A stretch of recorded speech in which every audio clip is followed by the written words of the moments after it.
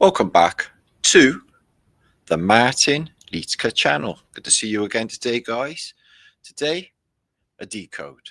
Some puzzle pieces that I've put together that I'm going to present today. This is a super interesting post. I hope you enjoy it. This is the no world before 1800s hypothesis. And I'm saying 1800 is our year zero. And this is why.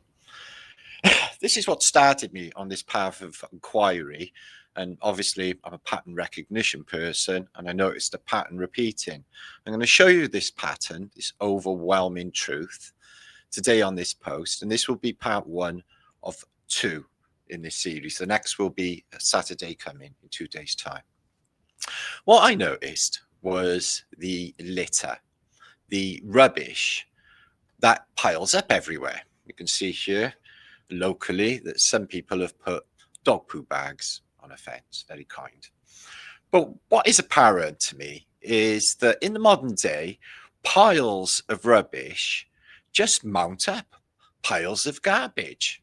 We do have litter bins, as you can see, but it doesn't seem to make any difference. The garbage just piles up. Litter is one of my pet dislikes in this realm.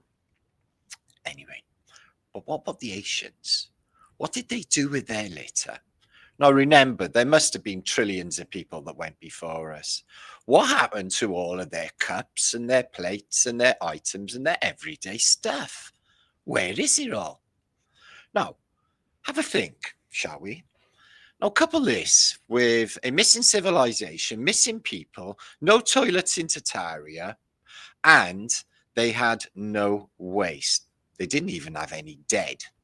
Ancient empires and forgotten cities have a curious truth. Waste did not exist. It just vanished. In the ancients, here you can see the Mayans. They literally, apparently, incinerated some of their waste in some sort of ritual. You can get rid of organic waste. This lady's trying to get rid of some waste. Trying is the word. She's not successful. Let's have a look at that once more. It's been a big part of human civilization is the disregard of our waste. Now, there must have been trillions of people before us. What happened to all of their waste? Okay, well, let's give them the benefit of the doubt. They had some industry here. You can see the coopers for crushing barrels, and I'm guessing remaking them or whatever they did. But they say that the ancients actually buried their waste deep in the ground. Well, why don't we find it? We just find if we go into an archaeological dig, which I've worked on when I was working in archaeology many moons ago, there was just the odd personal item, almost as if the ancients didn't have anything, full stop. But then there was the mud flood. So there's organic waste. Well, that can just waste and deteriorate, and nature takes a lot of stuff back. Food, scraps, wood, clothing, I guess, would all be taken back. But what about tools and metal objects and goods?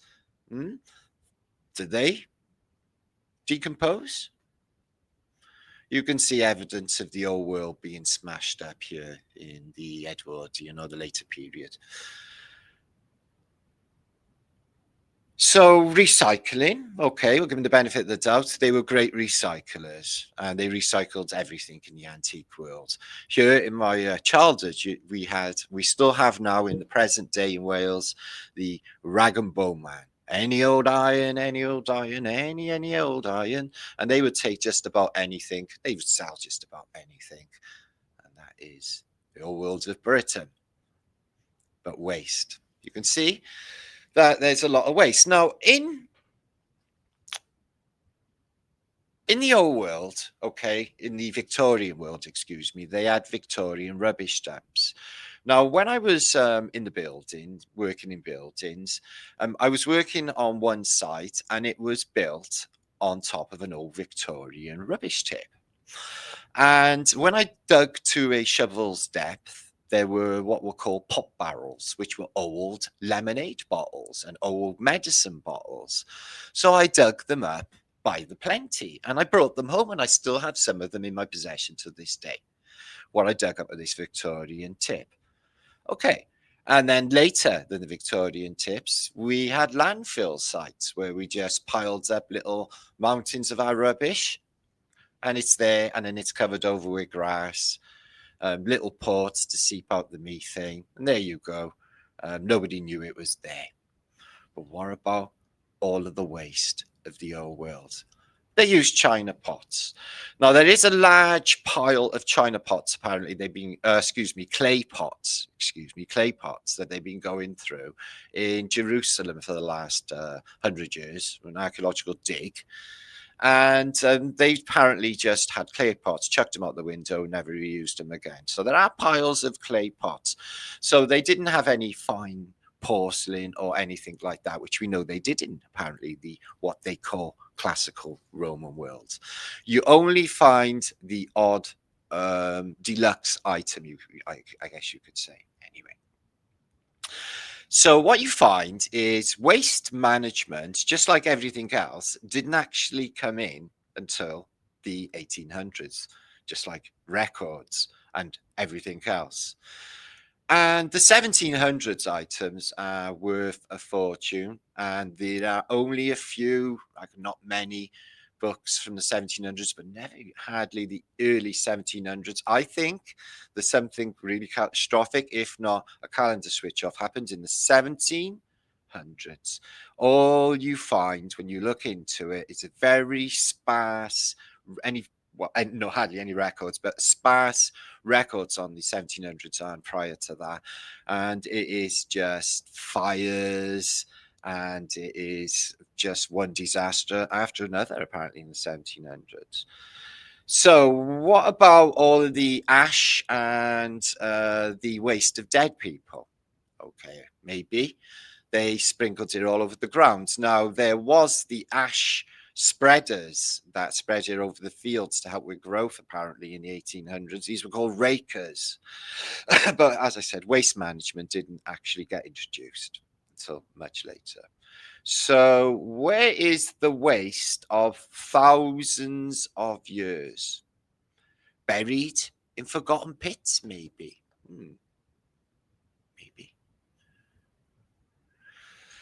Buried in forgotten pits, or maybe they just burnt it all into the sky, or maybe nature just took it back. Well, what if the world as we know it is a fabrication? There was a major reset or a rebooting of the system. And this happened in the early 1800s. As little as 220 years ago, the world was born and rose from the ashes. Before 1800s, the world was in ruins. But the ruins and the buildings that we see, the people that came along later, were not the builders. We have a picture here of St. Petersburg, and we know this picture by heart now in this field of inquiry. Is St. Petersburg, and you can just see what look like the tops of buildings submerged. Okay, this is just like the top bit of this cathedral, if you like, and a serious absence of people worldwide. So there are missing people worldwide in the mid 1800s photographs. There's just nobody at home. It doesn't seem to matter what city you're looking at either. There just isn't anyone around. There's a lot of mud and the odd person and the odd ladder, which might suggest that there were skeleton crews in these cities making them good. So, no people, as you can see. Massive buildings, no population around. I could show you hundreds of examples of that. Another anomalous thing over this period is no toilets in Tartaria. Now, all of the cities of Britain and Christendom were built terraced houses in Britain with a kazi, what's called a kazi, at the end of the garden, an outside toilet. And this guy works in cleaning it, but there's money in muck and brass. The rag ladies of the old world. So yeah, apparently this is what we were doing. We had open sewerage and we were chucking buckets of piss out of the window and no toilets in Tartaria. We had a kazi at the end of the garden. Yeah, we got these big, fine houses. Makes no sense to man, no beast. There has to be a reason why there's no toilets in Tartaria. Photography, big clue. To my mind, if we haven't got any photographs of the 1700s or any time before then, how do we know it even existed? It's almost as if until it's recorded, it doesn't exist. Photography, another thing, like everything else, just came out of nowhere in the mid-1800s. Other things that you might find as well at the mid-1800s is the maps. Okay, the maps are woefully inconsistent. The geography is all over the place. The coastlines are not the same. Continents are not there that are on old maps. Something happened to the maps as well. So photography, there is somebody taking photographs in a park, just came out of nowhere and recorded life.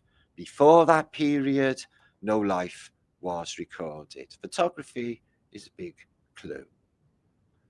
Repurposed buildings, church machines, cathedrals. So what we're looking into now is the clues, and there's many, and I'm going to give you a rundown because I've made a chart of some of these anomalies which will overwhelmingly put it into the realm of, oh my God, this is true. Okay, and that is coming up on the weekend. So the clues: photography appeared suddenly in the mid-1800s as if the world only became real when it was recorded. Architecture of early centuries. Cathedrals. If you take a look at this cathedral, you can see that it's got a few. Chester Cathedral, beautiful example. It's a device, as we know, but it's got only a few gravestones in its forecourt. Okay, and some of these massive Tartarian buildings. Look at these. And there's the ruins of the world that they would have found after a reset. That's what it all looked like. So there you are. There's less graves there. Chester Cathedral, an older photograph. So of all cathedrals got graves in them? No. All cathedrals have not got graves in them. And the graves that are in cathedrals are only 1800s or mid-1800s. You will find the odd 1700s grave in, say, grey fires in Edinburgh. These are pictures of the churches of London that were attributed to being built by Sir Christopher Wren after the Great Fire of London. All of these are gadgetry. As you can see, they are all antiquitech. They are all over London. Have any of these church machines that are attributed to being built by Sir Christopher Wren after the Great Fire of London had destroyed London and its infrastructure, and then these things just spring out of nowhere? That's an unusual one. No, none of these devices actually have any graves around them. So the churches of the 1700s, or attributed to the 1700s, have no graves. Now you find the odd knight or person of the apparent medieval period in some of the older church machines, which you regard as a Gothic cathedral. So there's no dead either. Almost as if the past wasn't really there. So they weren't going to toilet, there isn't any dead, and photography shit out of nowhere, and this, the dead. Now, there must have been trillions who went before us, guys. If you go into graveyards, you're not going to see 1600s, 1400s. But like I said, in church machines, you may see an earlier grave, which would be dated to maybe I-605 of Saint Cuthbert of Cherrywinkle or whatever. But older stones,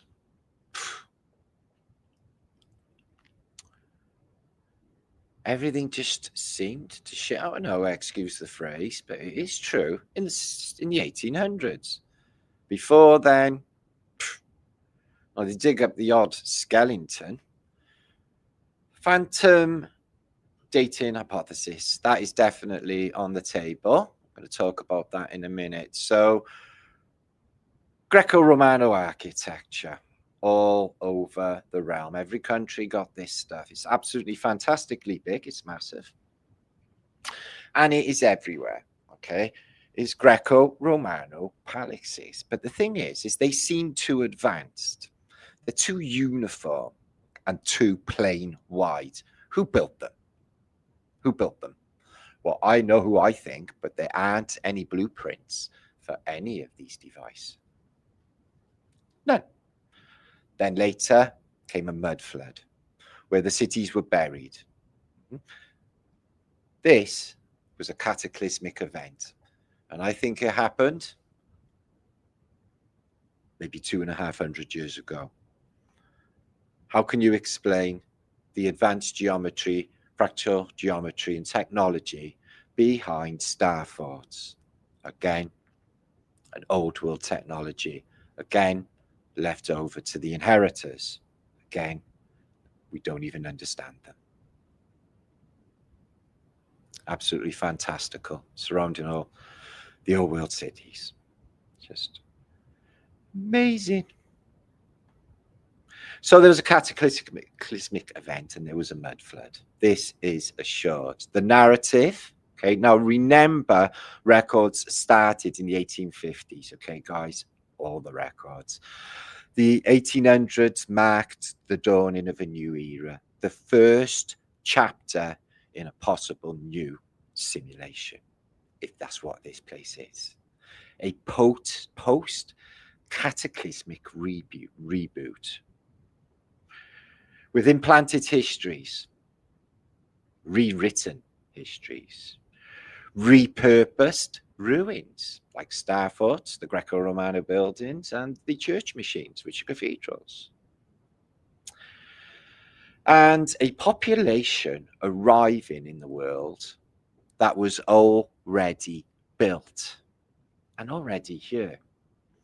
Then there's the orphans. The orphans in the 1800s, thousands upon thousands of children were relocated across continents. Where were the parents? Phantom time hypothesis. Entire centuries fabricated, like the Dark Ages. Antiquitech anomalies. This is one, the star fort. And map anomalies. How is it that anything before the 1800 period, like this map here, shows a very extraordinary North America, no Great Lakes, and giant continent above what is Canada? How is this even possible? And then 100 years later, or even a little time after this, you get the Mercator expression or projection that we know as the map we see in the modern day. Coastlines change, islands are there, then they're not there, continents are there, then they're not there. What exactly is going on with the cartography? You got island California on other maps as well, like this one here. Where's all the rest?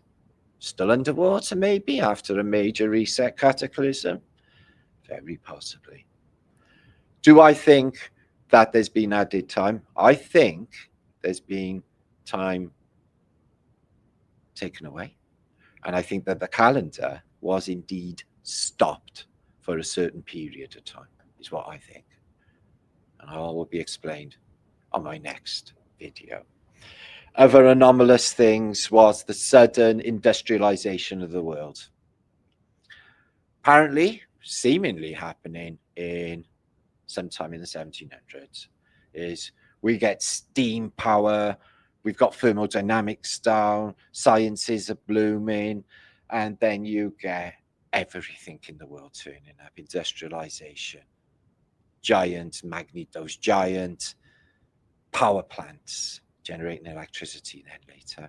I think people probably had hand cranked dynamos in their houses in Tartaria. You know, now I was thinking about it. Just turn a candle for 5 minutes a day and it give you enough charge to illuminate your house and everything else for the rest of the day. I think dynamos were down that much. So yeah, antiquitech anomalies as well. Okay, they're left over all over Christendom, although World War II did not get rid of all of the antiquitech. There is still plenty in place, but there was a whole civilization of it. So yeah, industrialization, steam power, railroads. Now I want you to take note of this picture. It's from the 1860s and it is in HD. And what it's also doing is it's showing a picture of a moving object. It's showing a moving object in HD 1860s. So a lot of people say that there is supposed to be an issue with the photographic press problem of delay whilst taking a photograph, and that's why people are missing from the photographs. Well, if that's the case, why in 1860 have they got moving images, as you can see here? So all of the railroads and everything you can imagine in the modern world all turned up in the 1800s. Now, the quality of the 1700s, the plates, the writing, the fabrics, everything that has survived was the best quality imaginable and not repeated since. The underground, again, another thing that just showed up, they say in the 1800s, is all these underground systems, London, New York, Moscow, and all of the other cities with the underground. I think these things were obviously there already. As you can see, steam power, but what they don't tell you is before steam power, they were using pneumatics. So another thing that just turned out of nowhere is all of the transportation and all of the communication. Everything that you know turns up in the modern day is invented apparently in the 1800s. But I think this inventory is already existing and they are just basically reinventing what is already been invented. And this is part of the psyop is Tesla, as you will see there. So you got the telegraph, which changes everything because you get international communications and communications at a distance, and Tesla and his supposed free energy inventions, the Tesla machine and the Tesla arc, all fantastic. Was he a real person? Who even knows? And all of the communication and radio, and the plane came along a little while later apparently. Let's not forget the Tartarian air balloons taken out by the Hindenburg disaster. Look at the size of that in an exposition, a large typewriter. I've got photographs of that, absolutely extraordinary. The electric bell. And look at this one, a little bit of from this clock tower. Definitely think them overlooking something with clock towers. Going to rethink on that. So yeah, all of the world shows up in the 1800s. Everything you can imagine. Okay, so on my next show, I'm going to chat on a load of anomalies that I have found to support this hypothesis that the world arrived year zero in possibly the year 1812 or around that time, when there was a major schism. Is Marconi, inventor of the radio, apparently here in South Wales was his first radio. Gives both pounding and rotary strokes. Strange inventions of the latter day. And then the computer, television, communications, everything. Oh, I could do with an electrotherapy thing. It's a Thames machine of the old days. Okay, yeah, so I hope you enjoyed this video. Let me know what you think in comments, guys. I definitely think I'm definitely onto something. The pattern is clear. And, you know, the information is just too sparse prior the 1800s period. So, a very distinct possibility that none of it was actually there at all. And this, completely new reset with new foundlings, new arrivals, the orphan children, etc., and to populate a realm that was completely and utterly obliterated in a cataclysm, a deliberate affair to wipe out what was Tartaria. Hope you enjoyed this video. See you on Flatter Day. Stay epic and boom shankar.